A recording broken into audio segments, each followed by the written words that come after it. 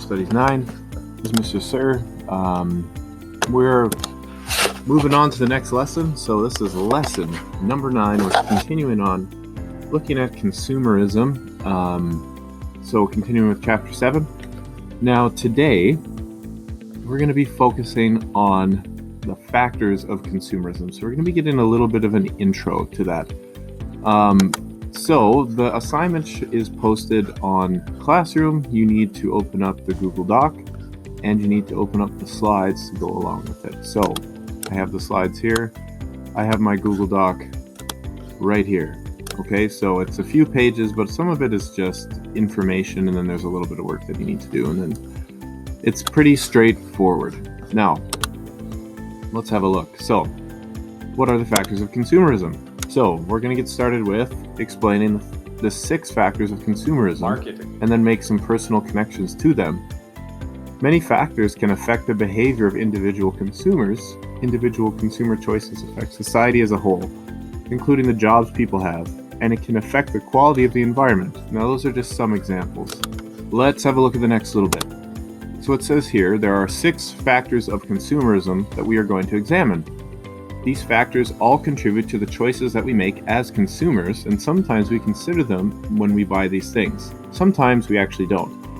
Well, the whole purpose of understanding this is to maybe make us, allow us to be slightly more critical consumers, and to think about what we're buying and think about how it affects people, etc.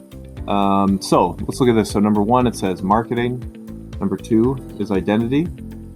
Number 3 is health and safety. Number 4 is jobs.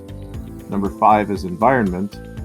And number 6 is prosperity. So today we're going to focus mostly on just marketing. So if I'm going to go into my Google Doc and just have a look. So we have the 6 here. So it's asking what are the 6 factors of consumerism. So we just add in that information there. And then I have the next part, which we're going to focus on marketing. So just a definition for marketing. So let's look here. It says factor 1, marketing. Well, marketing includes all the different types of advertising that companies use to, a company uses to sell a product to the consumer. So, as you can see, there's a bunch of different things. There's different types. There's passive, which could be like TV, radio, billboards, newspapers, things that you are exposed to. That would also probably include ads that you see on YouTube and social media. And then you also have these other things like this, like telemarketing, people calling you, emailing you, etc. So, we'd add in that factor there. Now, with marketing, we're going to be looking at the different types of marketing. So there's going to be some marketing techniques that we're going to focus on. Okay, so you have to think about commercials that you've seen or heard, and the ways that companies try to get you to buy things. So here are some of the different things. So different techniques are used to persuade consumers to buy things. So one example is you have scientific appeal, which use stats or statistics or scientific sounding data to persuade consumers to buy a product or service. Okay, so that's when they throw in percentages and numbers, and maybe they even have a scientist or a doctor or somebody say, this will whiten your teeth in 4 days. As a dentist, I recommend this. And then you have bandwagon effect. So it encourages you to buy a product or service because everyone is. So usually if you see a commercial where everyone's just having like the greatest time enjoying a certain product, that's usually bandwagon. Everybody else is doing it, so should you. Emotional appeal. So use a strong emotional language that connects with your feelings and desires. Now, charities use a lot of emotional appeal. They try to get you to feel sad, to try to motivate you to maybe make a donation. Or sometimes companies will prey upon your fears, like skincare companies, especially for like older people. They'll prey upon your fears by, like this cream will reduce your wrinkles, make you look younger, etc., blah, blah, blah. Then you have glittering generalities. Promises everything good when you buy the product, but delivers little or nothing. So it makes a lot of promises. If you buy this, this will happen. Okay, if you use this product, you will lose this much weight in this amount of time, etc., etc. Now, there's a little bit of a mistake here. Now, This last one is plain folks appeal. I guess the title got deleted. It relates to product or service to the experience of ordinary people. So it's a product or something that ordinary people just use. So everybody uses it. So just regular folks. Okay? Now, what you're going to do is when you look through the slides, the docs, it has a table here and it gives a bit more of a description. And it gives you some examples in pictures. So you have like the bandwagon effect. So it has Maybelline. So America's favorite mascara. Ooh, so if everyone in America loves it, it must be good, right?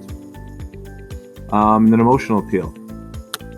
I have one from the World Wildlife Foundation. Says, stop climate change before it changes you. Then you have someone with like a fishy head.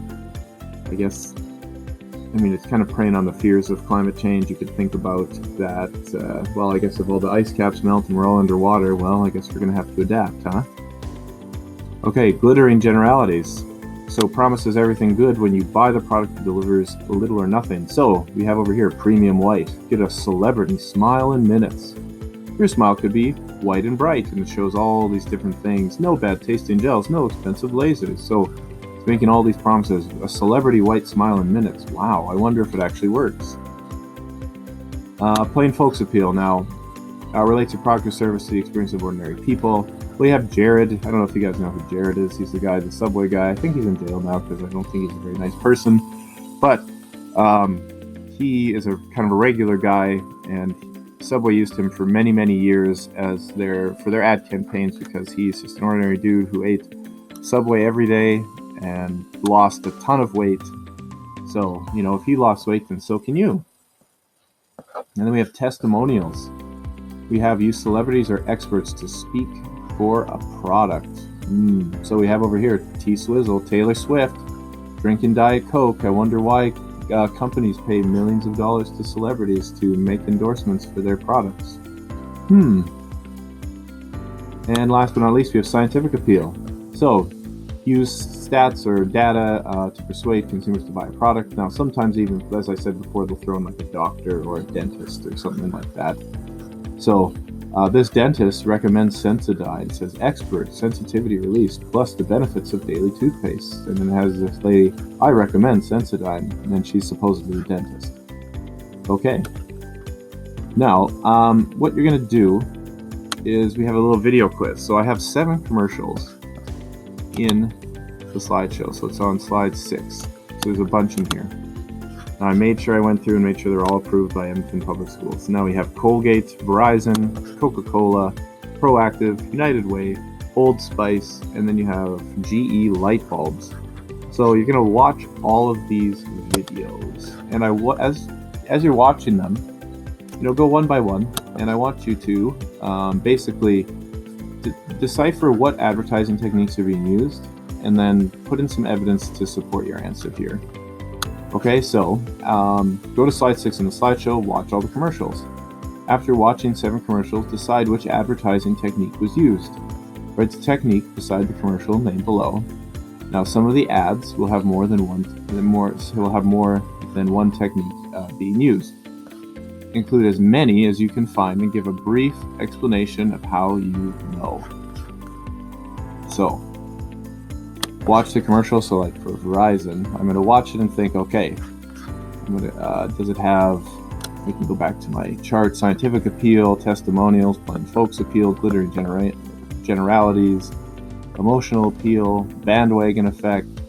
So it might be more than one, okay, and that's totally fine. So if I say, okay, it has emotional appeal, now that's not the right answer for the Verizon one. I need to have evidence to support my answer. So how do I know? Even just a really brief explanation is totally fine. Okay, so you're going to go through all of those. So Verizon, Coca-Cola, GE light bulbs, Proactive, great commercial. United Way, Old Spice Swagger, also very interesting. The GE light bulb ones is my personal favorite.